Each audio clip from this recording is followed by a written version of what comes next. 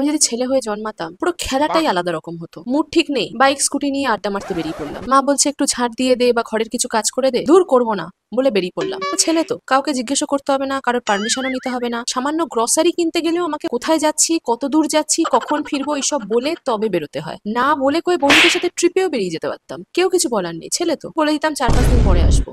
বাড়িতে কোনো কাজ করতে বললেও মা একটু হলেও ভয় পেত, ছেলে চাকরি করছে, ছেলে হাঁপিয়ে যাচ্ছে, ছেলে টাকা আনছে বাড়িতে, এটাই বড় ব্যাপার। কিন্তু এদিকে মেয়ে বলে আমাকে বাড়িতে ফিরেও সব কাজ করতে হয়, বাসন মাজা থেকে ঘর ঝাড় দেওয়া থেকে। মেয়েরা নাকি হাঁপায় না, মেয়েদের নাকি বেসিক লাইফ স্কিল বাড়িতে থাকলেও শিখতে হয়, শুধু বাইরে গেলেই শিখতে হয় না। বাড়িতে যদি একটা কাজ বললো ভালো লাগছে না, বেরিয়ে গেলাম, হবে না, আমাকে কাজটা করতে হবে, তারপরে পারমিশন নিতে হবে, তারপরে বেরোতে পারবো। বাড়ি থেকে রাত 10টার সময় যদি বেরোতাম কেউ কিছু বলতো না, কিন্তু মেয়ে রাত 8টার পরে আর বাইরে থাকা যাবে না, এই বয়সেও বাড়িতে কারফিউ, না মানার উপায়ও নেই। ছেলে হয়ে জন্মালে একটা ট্রেন ধরে যতদূর ইচ্ছা চলে যেতে পারতাম, রাতটা যেখানে হোক শুয়ে কাটিয়ে দিতে পারতাম। মেয়ে হয়ে জন্মেছি, হোটেল লাগবেই, যেখানে সেখানে রাত কাটাতেও পারবো না।